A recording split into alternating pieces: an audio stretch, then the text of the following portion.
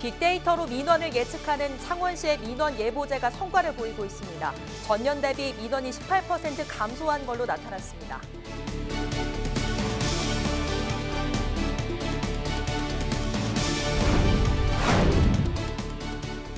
혐오시설로 여겨지는 경남의 한 하수 처리장이 주민 친화 공간으로 재탄생에 눈길을 끌고 있습니다.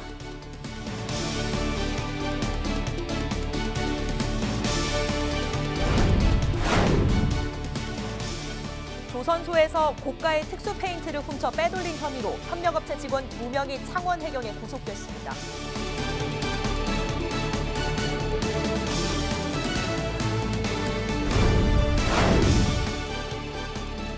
40년 만에 국가기념일로 지정된 부마민주항쟁 기념 조례가 경남도의회 상임위원회를 통과했습니다.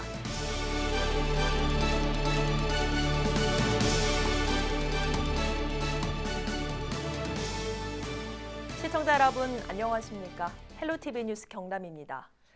창원시가 2년 전 우리나라에서는 기초지자체 중 최초로 민원 예보제를 도입했습니다. 빅데이터를 분석해 발생할 민원을 미리 예측해 해결할 수 있게 된 건데요. 이 제도가 효과를 톡톡히 보고 있습니다. 송국회 기자입니다. 창원시의 빅데이터 민원 정보 시스템입니다. 특정 날짜를 입력하자 몇 초간 분석에 들어갑니다. 잠시 뒤 그 기간에 가장 많이 접수된 민원들이 분야별로 창에 뜹니다. 분석된 민원 정보를 바탕으로 올해 매달 발생할 민원을 예측해 줍니다. 이를 통해 만들어진 12월 민원 예보 보고서가 예상한 이번 달 최다 민원은 도로 포트홀. 이달 들어 이미 조금씩 관련 민원이 접수되고 있습니다. 해당 민원에 대한 자세한 설명부터 대응 방법이 담긴 보고서는 도로 업무를 보는 전 부서에 전달됩니다. 최근 5년간의 각종 민원이 축적된 사항을 빅데이터로 분석하여 사전에 대비하는 제도입니다. 창원시가 민원 정보 시스템을 도입한 것은 지난 2017년. 운영 2년 만에 실질적인 성과가 나타나기 시작했습니다. 올해 11월 창원시에 접수된 민원 건수는 지난해 같은 달보다 절반 이상이 줄었습니다. 시행 첫 해에는 행정제도 개선 분야에서 대통령상 대상도 받았습니다. 시스템이 충분한 역할을 하는 것으로 알려지면서 전국 지자체들의 관심도 쏠리고 있습니다. 거기서 빅데이터 분석하고 하시는 그런 방향들을 저희도 많이 배워서 왔습니다. 적용해서 민원 콜센터에서 매월 초에 창원시의 민원 정보 시스템은 이미 행정 시스템에 쌓인 기존 빅데이터를 활용해 운영됩니다. 큰 예산 투입 없이 작은 아이디어로 시작된 정책이 시민 만족도뿐만 아니라 행정 효율성까지 높이고 있습니다. 헬로티비 뉴스 송국혜입니다. 하수처리장이라고 하면 대부분 가까이 두기 싫은 혐오시설로 여겨지는 곳인데요. 경남의 한 지자체 하수처리장이 주민 친화 공간으로 재탄생에 눈길을 끌고 있습니다. 생태공원부터 민물고기 생태학습관까지 다양한 시설로 주민들의 발길을 불러 모으고 있습니다. 표영민 기자입니다. 터널 모양의 수족관 안에서는 다양한 종류의 물고기들이 유유히 헤엄을.칩니다.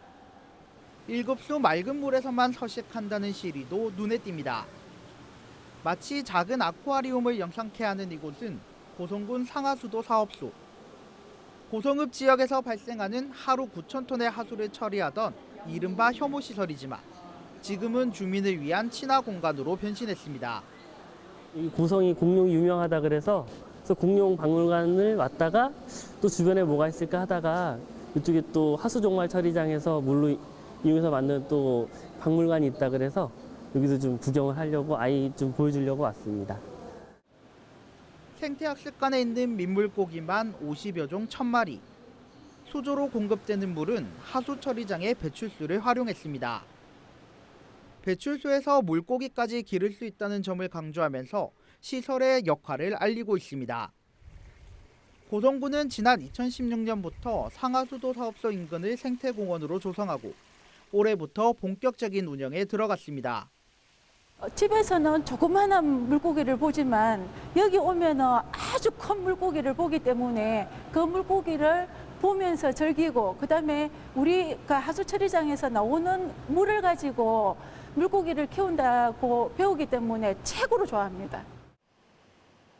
악취로 주민들에게 기피 대상이었던 하수처리장이 생태공원으로 변신하면서 혐오 시설로서의 이미지 개선뿐만 아니라 지역민들에게 시설의 역할과 중요성까지 알리는 효과적인 행정 홍보 수단이 되고 있습니다. 헬로티비 뉴스 표영민입니다. 블랙아이스 한 번쯤 들어보셨죠? 비나 눈이 도로 틈새로 스며들면서 얼어붙은 검은색 살얼음을 말하는데요.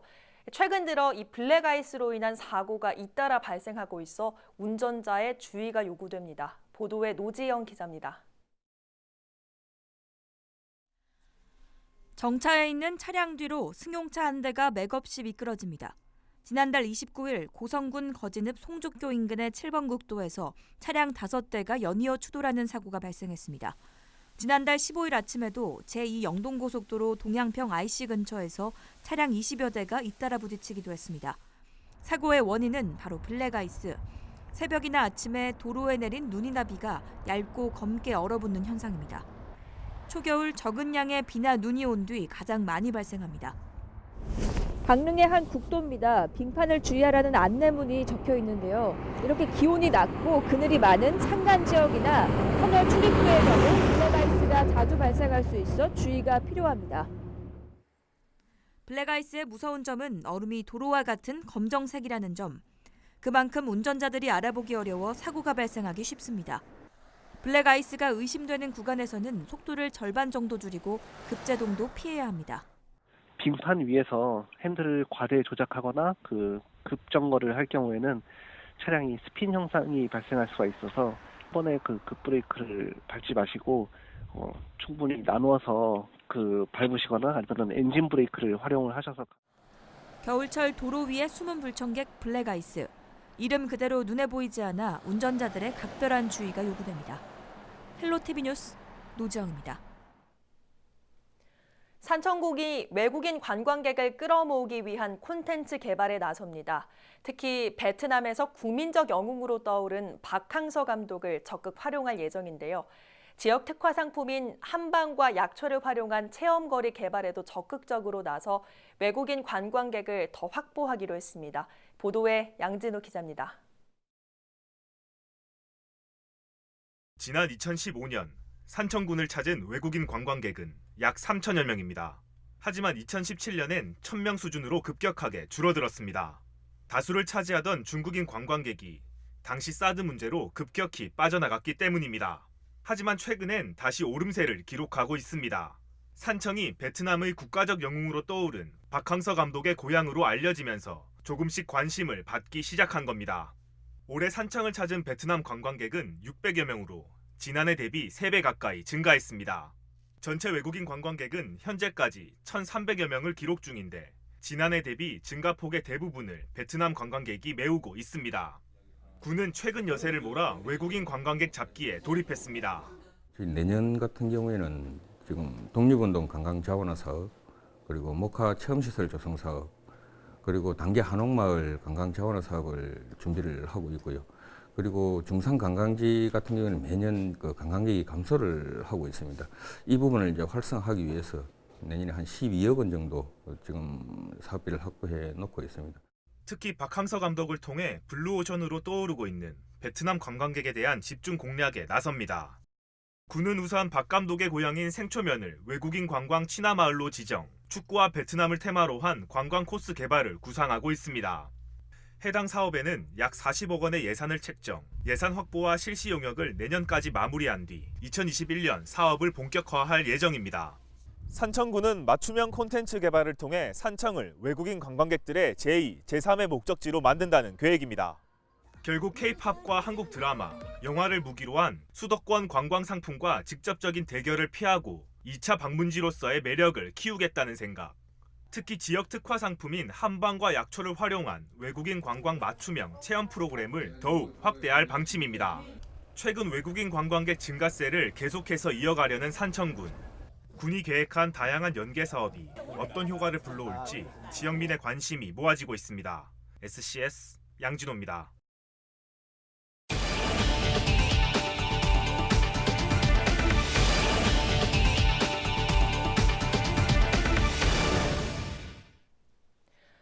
조선소에서 고가의 특수 페인트를 훔쳐 빼돌린 혐의로 협력업체 직원 36살 강모 씨 등 2명이 창원해경에 구속됐습니다. 또 이들로부터 페인트를 헐값에 구입하고 유통한 업자 5명도 불구속 입건돼 검찰에 송치됐습니다. 이들은 지난해 10월부터 올 7월까지 해양생물이 달라붙는 것을 막는 특수 페인트인 방어도료 1,250통, 시가 12억 원어치를 빼돌려 시중에 판매한 혐의를 받고 있습니다. 한 통에 100만 원에 이르는 방어도료는 소형 조선소와 양식 어민 등에게 10에서 20만 원 정도로 불법 유통된 것으로 알려졌습니다. 40년 만에 국가기념일로 지정된 부마 민주항쟁 기념조례가 경남도의회 상임위원회를 통과했습니다. 경남도의회 기억기획행정위원회는 3일 경상남도 부마 민주항쟁 기념 및 지원에 관한 조례안을 심의해 통과시켰습니다. 지난달 27일 발의된 이 조례안은 부마 민주항쟁을 기념하고 그 관련자와 유가족에 대한 예우와 지원 사항을 규정함으로써 숭고한 정신을 계승해 민주주의 발전에 이바지한다는 취지를 담았습니다.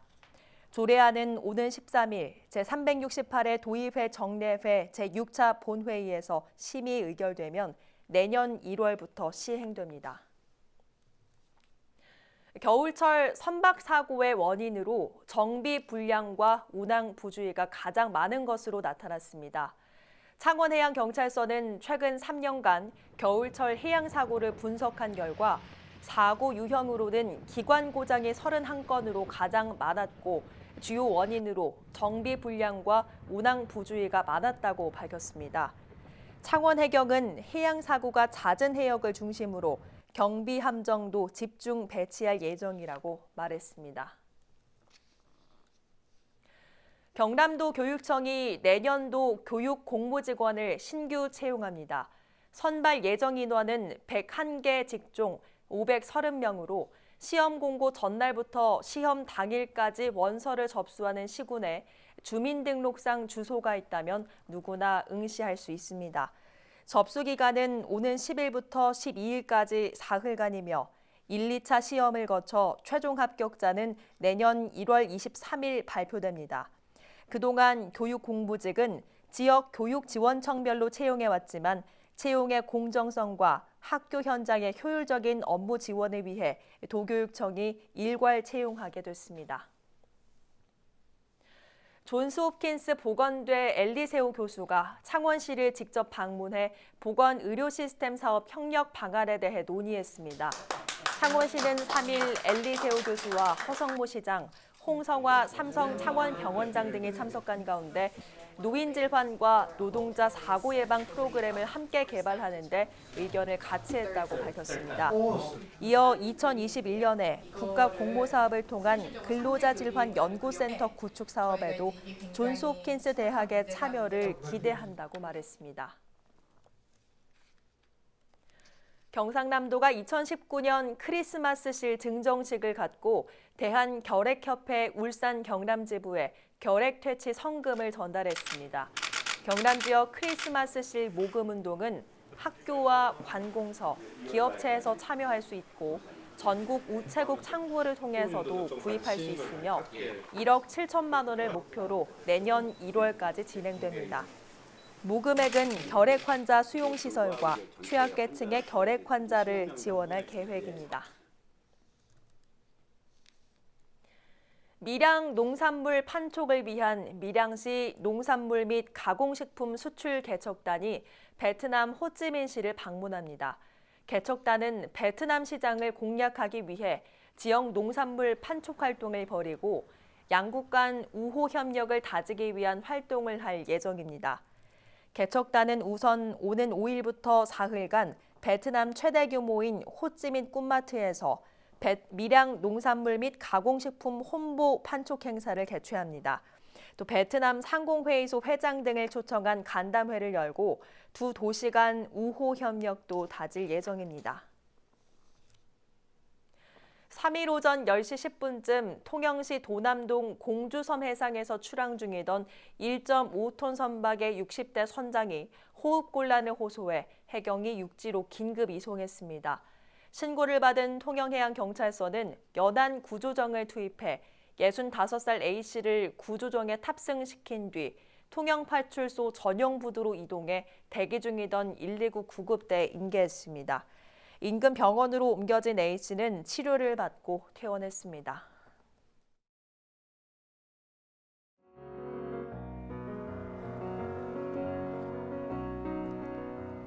우리 지역 인사 동정입니다. 김경수 경남도지사는 4일 오후 4시 반 한국가스공사와 수소생산센터 MIOU를 체결합니다.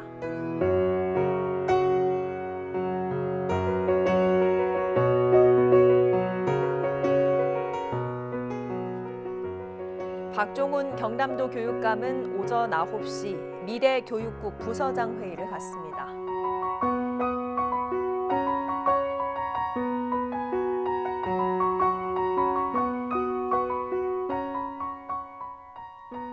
허성무 창원시장은 오후 2시 창원보건소 치매안심센터 개소식에 참석합니다.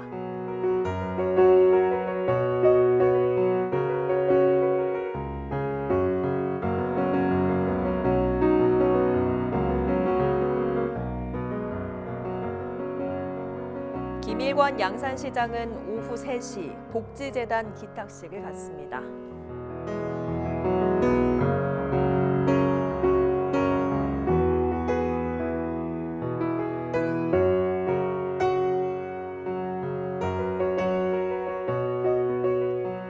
박일호 밀양시장은 오후 7시 반 밀양아리랑 특별기획 공연을 관람합니다.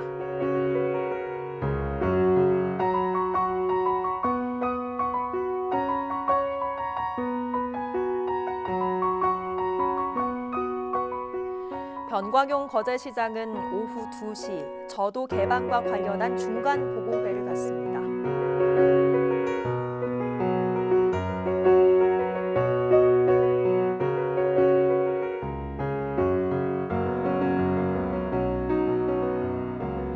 강석주 통영시장은 오전 10시 읍면동 사랑의 김장 담그기에 참여합니다.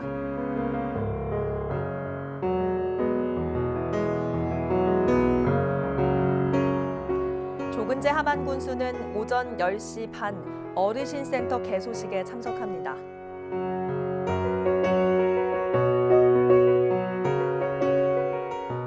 이선도 의령군수는 오후 2시 새마을운동 의령군지회가 주관하는 사랑의 김장 담그기에 참여합니다.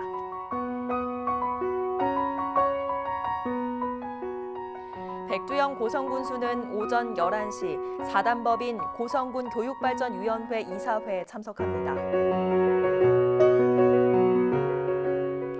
문준희 합천군수는 오후 2시 반 남부내륙철도 관련 기관장 및 사회단체장과 간담회를 갖습니다. 고인모 거창군수는 오후 6시 반 재경 거창향후회 55회 정기총회에 참석합니다.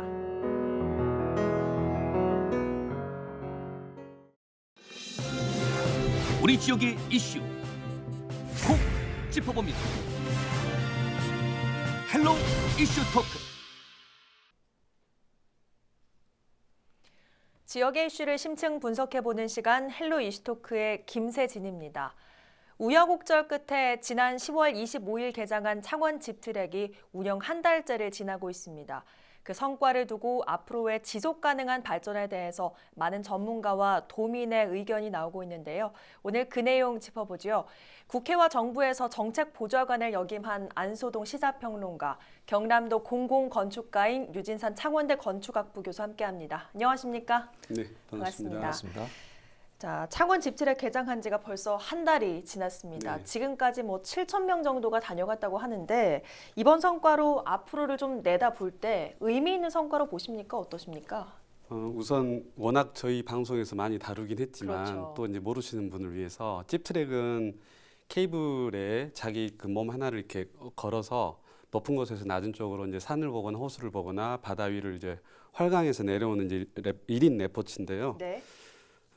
지난달 25일 정확히 저희 그 진해 찝트랙이 개장한 지 딱 한 달 됐을 때 예. 창원시하고 그 주식회사 찝트랙에서 통계를 냈어요. 그래서 네. 방금 말씀하신 대로 7,000명이 이제 한 달간 왔다 갔는데 그 중에서 홍보나 이런 걸 이제 개장을 위해서 네. 방문했던 1,000명을 빼고 약 6,000명이 이제 왔다 간 건데 네. 하루 이제 평일날 100명에서 250명 그리고 주말에 400에서 500명. 그러니까 이제 역산을 해보면 네. 그렇게 이제 성과가 이제 좋은 건 아닌데 원래 손익분기점을 10만 명으로 이제 1년에 10만 명이 와야 손익분기점 10만 명이 넘어야지 이윤 창출이 됩니다. 네. 근데 좀 전에 했던 한 달에 6천 명을 이렇게 계산해 보면 많이 이제 부족한 숫자고요. 그러네요. 예. 그리고 더군다나 이제 성수기에 하루 최대 이용 인원이 약 500에서 600명으로 정해져 있기 때문에 여러 가지 따져 보면 그리고 또 한파 장마철 때는 운영 네. 못 하잖아요. 네. 그렇게 본다면 지금 이대로는 목표 채우기 힘든 상황이고 또 이제 체험 관광객 8만 명이 넘어가면 수익금 3%를 또 그 회사에서는 창원시에다 내야 되거든요. 네. 그 여러 가지 상황으로 봐서 현재로서는 일단 성적표가 안 좋은 상황입니다. 예. 자, 부정적 분석이 나오는 건 앞으로가 더 걱정이기 때문일 텐데, 자, 이제 본격적인 한파가 시작될 텐데 말씀처럼 영업을 또 곧 쉬어가게 되겠네요. 네, 이게 먼저 시청자 여러분들이 이해를 돕기 위해서 집트랙을 잠깐 설명을 드리면은 이 유래는 이제 그 열대 우림 지역에서 서로 간에 이제 지역과 지역을 이제 이동하거나 물건을 실어 나를 때 뱀이나 독성이 강한 식물들이 이게 땅에는 있지 않습니까? 네. 이것을 피해서 이제 높은 곳으로 줄을 매달아 놓고 그래서 이제 물건을 이동시키는 데서 이제 유래가 됐는데 당연히 이제 이게 집트랙을 이용하는 분은 100% 자연에 노출이 되죠. 그래서 자연 환경이나 기후라든지 최근에는 이제 지난주 일요일이었죠. 일요일에는 집트랙이 아마 개장을 못한 걸로 알고 있습니다. 우리가 겨울비치고는 상당히 많은 양이 우리 지역에 비가 내렸지 않습니까? 네. 그다음에 이제 이제 이런 그 계절, 그다음에 기후, 폭풍우라든지 또는 뭐 장마, 태풍, 이상기후 등등 직접적으로 기후의 영향을 제일 많이 받을 수밖에 없죠. 왜냐하면 집트랙 이용자는 100% 자연에 그대로 노출이 되지 않습니까? 네. 그래서 아마 이게 기후에 따라서 수요 예측을 하기가 상당히 어려울 것이고 때로는 지금 교수님 방금 이제 수요 예측을 말씀드렸지만은 이것을 저는 달성하기가 결코 쉽지는 않을 것이다. 저는 아주 좀 걱정이 많이 됩니다. 예. 앞서 그 손익분기점이 10만 명이 넘어가야 달성을 한다라고 말씀을 해주셨는데 그래서 앞으로 좀 걱정을 하시는 거죠? 어떠십니까? 좀 전에 이제 잠깐 말씀드리다 말았는데 지금 이제 1년에 실제로 가동이 가능한 시간을 한 180일도 보고 있습니다. 네. 왜냐하면 태풍도 있고 강풍, 우기, 또 한파 이런 것들을 합치면 빼고 나면 180일 정도가 실질적인 운영인데 제가 아까 하루 최대 수치가 한 600이라고 그랬잖아요. 네. 이제 최대 수용 인원 그래서 완전히 풀로 계속 돌렸을 때 8시간을 네. 그렇게 계산하면 720명 정도가 됩니다. 그 네. 피크. 근데 이제 720명을 하루에 다 돌릴 수 없는 게 안전 점검 또 비상 사태 같은 게 있을 수 있으니까 보통 평균 하루 600명을 네. 최대 인원으로 보고 있고요. 이제 하루에 그래 평일 감안해서 주말하고 평일을 평균 내서 적어도 300명이 돼야 됩니다. 네. 근데 이제 지금 그 수치가 이번에 안 나왔고요. 예. 그리고 이제 이렇게 된 이유가 이제 손익분기를 넘기기가 좀 힘들다는 예측이 나오는 이유가 원래 이제 2017년도에 창원시하고 창원 찝트랙이 계약을 할 때 투자 협약을 체결한 다음에 기부 체납 형태로 이제 하기로 했는데 당초에 뭐 여러 번 나온 이야기지만 60m에서 99m 높이로 해군에서 요구를 해서 변경이 되면서 공사 금액이 60억에서 125억 원으로 늘었습니다. 그러니까 뭐 상상을 초월한 정도로 늘었죠. 그래서 이제 창원시하고 사업자가 마찰을 빚어서 4개월 이상 지연도 됐었고, 네. 그다음에 저희가 또 휴가철 피크 타임을 넘겼기 때문에 그런 부분 또 이제 우리가 정확한 통계를 내기 힘든 부분이 있고요. 어찌 됐든 간에 현재로서는 창원시하고 사업자가 일단은 지금으로부터 10월부터 내년 10월까지 1년간 운영을 해보고 거기서 이제 손익분기 수익성 분석을 통해서 그 이후에 협약 변경을 하자고 해서 개장이 된 상태고요. 창원 찝트랙은 20년간 시설을 운영하면서 이제 투자비를 회수를 해야 되는데 창원시는 시유지하고 기부 체납 시설 이제 수입 일부분을 창원시가 또 가져가고 이런 상태로 협약이 되어 있습니다. 그래서 이제 창원시도 그 사업 주체뿐만이 아니라 창원시도 시유지를 냈고 또 수익 구조를 자기들이 이제 창출해서 가져가야 되는 입장이기 때문에 만약에 이번에 계속해서 수익성이 안 나온다면 창원시 이게 결국 우리 세금으로 메꿔야 되는 상황이 최악의 경우에 이제 닥칠 수도 있는 상황입니다. 지금. 예. 그래도 좋은 소식이 좀 들려오는 게 트래블아이 어워즈 지역 호감도에서 이번에 수상을 좀 했더라고요. 네. 이게 뭐 긍정적인 의미로 좀 해석을 할 수 있겠습니까? 네, 이렇게 올해로 이제 5번째 시상이 있었습니다. 근데 이게 이제 창원시가 4년 연속 이제 우수상을 받았는데 반가운 소식인데, 근데 이면에는 뭐 트래블아이 어워즈는 뭐 여러 지자체에서 이게 상을 우리만 받는 게 아니고 굉장히 많이 받습니다. 방송 시간상 뭐 자세한 설명을 못 드리겠지만은 트래블아이 어워즈는 정확하게 민간이 운영하는 관광 전문 플랫폼 내지 관광 전문 인터넷 회사입니다. 이 두 개 회사가 매년 11월 11일에 그 지자체의 관광 분야를 평가를 해서 선정해서 평가 결과를 발표하는데 우리 창원시는 이제 지역 호감도 부분에서 4년 연속 우수상을 받았습니다. 이게 주로 이제 관광 산업의 지역별 편차를 반영한 것인데 8개 부분을 평가를 합니다. 여기서 이제 지역의 호감도는 실제 지역별로 여행 정보 양이 얼마나 많은지, 그다음에 지역별로 여행을 이용한 관광객들의 어떤 호감도가 얼마나 큰지 이것을 평가를 해서 주는 상인데 이 뭐 상을 받았다는 것은 상당히 긍정적이지만 저는 뭐 단순히 이 상에 너무 일희일비해서는 안 된다고 보고요. 그렇지만 창원시는 이제 올해 로봇네트 개장이라든지 산업관광 그리고 생태관광 등 해서 뭐 여러 분야에서 좋은 관광 정책을 펼치고 있기 때문에 뭐 이번 상을 계기로 좀 더 노력하면은 우리가 좋은 뭐 평가를 받지 않을까 그렇게 판단합니다. 네, 어쨌든 이번 수상이 창원 집트랙의 영향이라고 보긴 뭐 힘들겠지만 어쨌든 뭐 좋은 평가가 나온 만큼 창원시나 집트랙 사업자의 어깨도 좀 무거울 것 같은데 사실 한 달 운영을 하면서 나온 지적사항도 몇 가지가 있습니다. 가장 큰 게 사실 요금 부분인데 자, 좀 비싸다는 의견이 있거든요. 교수님은 어떻게 보십니까? 뭐 저도 이제 처음에 좀 비싸다는 느낌을 받았는데 타 지역 사례를 조사를 해보니까 그렇게 그 비싼 금액이 아니더라고요. 이제 예를 들면 대천 같은 경우에 18,000원, 강진 25,000원. 그럼 뭐 아시아에서 가장 길다고 하는 하동 짚라인이 평일은 4만 원, 주말에 45,000원. 남이섬이 44,000원, 문경이 55,000원. 가평이 58,000원입니다. 비교적 좀 비슷하네요. 예, 근데 창원은 얼마냐면 평일날 45,000원이고 주말이 5만 원인데 창원은 이제 그 찝트랙을 타고 갔다가 돌아올 때 그 쾌속 보트를 제트보트를 또 태워주거든요. 그래서 그렇게 따지고 보면 그렇게 비싼 금액은 아니라고 볼 수 있습니다. 그런데 이제 중요한 건 요금 자체보다도 다양한 요금제가 없다는 불만들이 되게 많거든요. 지금 보면 사실 개장 할인 이벤트로 20% 할인 요금을 했는데 또 그게 중복 할인이 안 되기 때문에 창원 시민한테 지역민한테 별로 혜택이 안 갔어요. 지역민한테는 5,000원을 이렇게 지역 그 상품권, 지역 사랑 상품권으로 이렇게 돌려주는데 5,000원을 할인해 주죠. 근데 중복 할인이 안 되기 때문에 큰 의미가 없다는 이제 불만들이 있었고 또 올해 연말까지 수험생들한테 이제 50% 할인 행사를 하고 있는데 그 일시적이잖아요. 그래서 이제 사업주는 이제 할인을 해주고 싶어도 지금 좀 전에 봤다시피 수익률이 너무 낮기 때문에 이제 시의 재정 보조가 필요하다 지속적으로 이런 요구를 하고 있고요. 제가 볼 때 이제 중요한 건 집 케이블이나 집 트랙, 케이블 이런 것들은 일회성 레저예요. 그렇기 때문에 이제 예를 들면 웨이크보드나 수상 스쿠터, 스쿠바, 수상 스키 이런 것들은 계속해서 반복해서 사람들이 타거든요. 그래서 결국 집 트랙의 이제 성공 요인은 한 번 탔던 사람들이 또 타게 할 수 있는 뭔가 매력적인 것을 계속 변화를 줘야 되는데 그러려면 우선 첫 번째 요금제가 다양하게 있어야 되고 이제 반복 할인, 반복해서 탄 분들 할인해주고 기념일 할인, 그러니까 가족 단위로 타면 우리 KTX처럼 할인해준다든지 요금제를 이제 많이 해야 되고.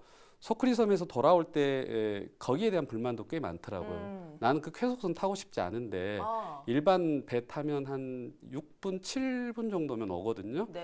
이제 그렇게 타고 오고 싶은 사람들한테도 선택의 이제 폭이 없거든요. 그래서 네. 사실 표면적으로 그런 소소한 요금제들이 수익을 이제 좀 깎아먹는다고 생각할 수도 있는데 그건 좀 면밀한 분석이 필요한 것 같아요. 그 의외로 그런 소소한 할인들이 더 많은 숫자를 오게 할 수 있기 때문에 네. 그런 것들을 좀 면밀히 분석을 해서 다양한 요금제가 좀 필요한 것 같아요. 예, 말씀처럼 일회성 이용에 좀 그치지 않으려면 요금을 낮추거나 다양한 요금대로 좀 조정을 하는 게 필요해 보이기도 하는데 이런 가격 조정이 혹시 절차상 까다로운 겁니까? 어떻습니까? 네, 이게 이제 수익형 민자 사업인데 이거를 이제 우리가 정확하게 분석을 하기 위해서는 물론 이제 단편적으로 가격이 중요하지만은 실제 이 민간 사업자하고 창원시가 어떤 협약을 했는지 그다음에 사업성 분석을 어떻게 해왔는지를 저는 정확히 알 필요가 있다고 봅니다. 그래서 예. 제가 설명을 좀 드리면은 이게 당시에 안상수 시장 시절에 창원 주식회사 창원 집트랙과 안상수 시장 간에 그 2017년도죠. 이게 그 협약서를 체결했는데 네. 2019년도 올해 4월 달에 그때 그 당시에 협약을 체결했던 대표이사가 회사가 부도가 났습니다. 집트랙이. 그래서 9월 달이죠. 올해 6월이죠. 네. 6월에 4월이죠. 집트랙의 대표이사가 다른 분으로 변경이 됩니다. 그리고 이제 그 변경된 대표이사가 실제 와서 이 회사 내막을 살펴보니까 사업 협약서에 상당히 문제가 많다. 이것을 발견을 하고 올해 6월에 창원시에 사업 협약서 변경 요청을 합니다. 여기에 회계법인이라든지 법무법인에서 이 사업 협약 내용을 면밀하게 분석했던 자료를 그 시에 제출하면서 우리는 이런 현재 협약 체결로는 도저히 사업 성과가 없기 때문에 협약을 변경을 해달라고 했는데 네. 창원시에서의 답변은 현재 개장을 한 달 했지만은 1년간 운영을 하고 나서 1년 뒤에 사업 상황에 따라 사업 협약을 변경을 해주겠다고 했습니다. 근데 지금 이게 협약의 문제점을 더 보면은 첫째는 창원시가 전임 시장 때입니다만 2016년도 9월 달에 사업비가 그때 그 당시에는 민간 사업비가 60억이었습니다. 이게 네. 이제 방금 교수님 설명했지만 120억이 넘었지 않습니까? 사업비가. 그다음에 군사기지 및 군사시설보호법 제13조를 창원시가 잘못 해석한 게 아닌가. 그래서 그때 그 당시에는 60m를 고도를 조정했습니다만은 이게 해군하고 협의를 다시 하는 과정에서 군사시설에 저촉이 되기 때문에 네. 이게 그 출발지 타워를 60m에서 99m로 올렸습니다. 네. 그렇죠. 그다음에 도착지 소크리섬이죠. 도착지의 타워도 10m에서 15m를 올렸습니다. 이게 왜 그래? 15m 이상으로 왜 올려야 되냐면은 해군 군함이 왔다 갔다 하면은 제일 높은 그 선이 마스터가 있습니다. 이 마스터가 지장을 받지 않기 위해서는 최소한도 도착 지점의 높이를 15m 이상으로 올려야 됩니다. 네. 이렇게 해서 사업비가 무려 60억 원에서 120억으로 넘가 2배 이상 불었죠. 네. 그런데 요금이라든지 창원시에서 지원하는 것은 이게 똑같은 상태죠. 그래서 네. 이렇게 문제가 있고 그다음에 2019년도 1월 달에 허성무 시장이 들어와서 집트랙 조성 사업 추진 현황을 시에서 이제 이거를 계획을 작성했습니다. 여기도 보면은 사업비가 85억이 되어 있습니다. 네. 그리고 이 수지 분석도 한 걸 보니까 투자비 85억 민간, 연간 수익이 35억, 운영비 22억 이렇게 해서 6년 반 만에 사업 시행자는 13억의 순수익을 발생할 것이다. 이렇게 예측을 했습니다. 네. 저는 이 예측이 어떻게 해서 이런 예측이 저는 이해가 안 가고 이 예측이 저는 굉장히 잘못됐다. 그리고 방문객도 보니까 주말에는 500명으로 예측을 했습니다. 이거는 네. 우리 교수님도 설명했지만 도저히 불가능한 숫자입니다. 그리고 실제 개장했을 때 입장객이 한 달에 7,000명이었는데 이걸 평균 나눠보면 하루에 230명입니다. 네. 그래서 이런 수치를 본다면 저는 이 협약을 빨리 좀 변경을 해줘야 된다 이런 생각을 하고 그다음에 가격 조정 절차 말씀하시는데 네. 현재 이 협약서를 가지고는 가격 조정이 불가능합니다. 그런데 이 회계법인에서 그다음에 법무법인에서 이 분석을 한 거 보면은 사업 규모 변경으로 해서 무려 이 2배 이상의 그 공사비가 불어났기 때문에 이런 경우에는 재반 사항이 변경이 생긴 경우에는 협약 변경이 가능하다. 이렇게 로펌에서 판단하고 있습니다. 그래서 앞으로 이런 원가 구조나 수익성 분석을 통해서 시에서 사업자 간 빨리 이거는 사업자를 위한 특혜가 아닙니다. 이거는 공존하고 공생하는 차원에서 사업자와 창원시가 빨리 협의를 다시 해야 된다. 저는 이것을 좀 주문하고 싶습니다. 창원 집트랙이 개장하기까지 사실 여러 변경이 있어 오면서 사업비도 크게 늘어난 건 사실이긴 합니다. 하지만 그러면 지금의 요금이 좀 당연하다고 보십니까? 아니면 시민의 눈높이에 맞춰서 요금 조정이 좀 필요하다고 보십니까? 지금 수익성을 위해서 요금 조정이 필요하다는 건 결국은 올린다는 의미인데 사실 지금 시점에서 이미 현실적으로 힘들 것 같고요. 좀 전에 말씀하신 대로 그 높이 변경이 결국은 제일 큰 문제이기 때문에 사업주도 마찬가지고 창원시도 마찬가지로 그 책임으로부터 자유로울 수가 없습니다. 그런 아주 중요한 상황을 그 계약 시에 놓치고 그 모든 걸 계산했다는 건 이제 말이 안 되기 때문에 하지만 이미 이제 시작이 됐기 때문에 창원시나 사업주 측 모두 다 손해를 감수할 각오를 하고 초심으로 돌아가서 일을 해결해야 되는데 창원시 같은 경우 특히 지금 부족한 주차 문제, 노인, 장애인 편의시설 굉장히 부족하거든요. 그러면 이제 사람들이 한 번 오고 다음에 이제 안 온단 말이죠. 그런 것들 빨리 이제 해결을 해줘야 되고 사업주도 마찬가지로 지금 여기서 이제 계속 이제 투덜거리고만 있을 상황은 아니고 홍보나 마케팅 서비스 개선에 이제 좀 최선을 다해야 될 지금 상황이 있습니다. 사실 오늘 창원 집트랙 대표께 이야기를 좀 직접 들어보려 했습니다만 뭐 상당히 좀 조심스러운 입장이다라고 하면서 정중히 좀 사양을 했거든요. 그 현재 뭐 얘기를 좀 나눠봤지만 수익 구조가 이렇게 불투명하고 이렇게 확실하지 않은 상황에서 지자체에 하고 싶은 이야기가 많으실 것 같은데 뭐 지금 상황이 좀 어렵다고 보십니까? 어떻게 보세요? 굉장히 힘들겠죠. 그 공사비가 뭐 2배나 넘어갔는데 그 일반인들을 좀 이해하기 힘들겠지만 높이 그거 높인다고 무슨 2배나 늘어났냐고 하는데 설계 변경이 되면 기초 부분부터 다시 또 더 보강을 해야 되기 때문에 그렇게 넘어갈 수 있습니다.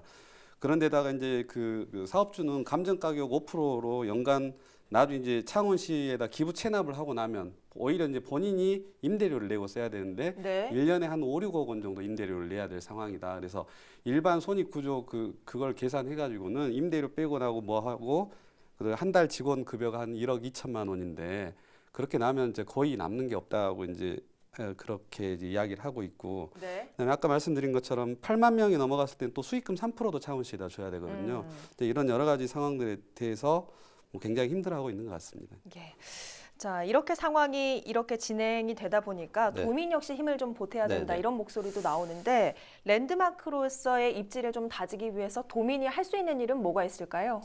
네, 이제 이 수익형 민자 사업은 관과 민이 서로 협업하고 윈윈하고 서로 융복합하는 사업입니다. 그래서 이 사업을 성공적으로 하기 위해서는 시민들이 이 점을 잘 이해를 하시고 서로가 상생하고 윈윈할 수 있는 어떤 그 참여식, 그다음에 한국의 최고 브랜드로 키우겠다는 어떤 창원 시민의 프라이드 이것을 갖는 게 저는 매우 중요하다고 생각합니다.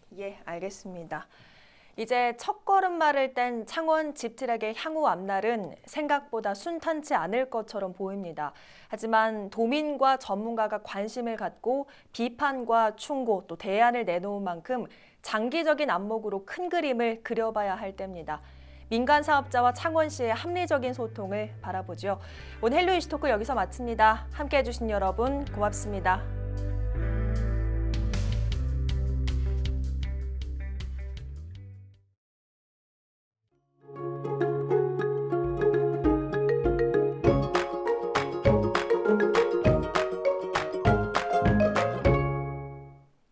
날씨입니다. 겨울 초입부터 추위가 매섭습니다. 수요일에는 다행히 기온이 조금 오르겠습니다.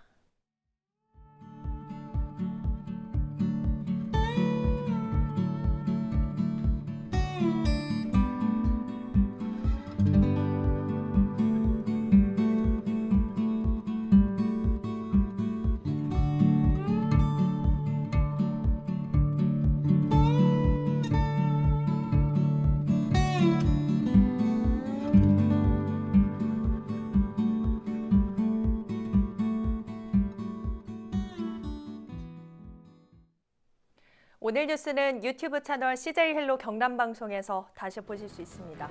이상으로 뉴스를 마칩니다. 저희는 늘 지영민 곁에 있겠습니다. 고맙습니다.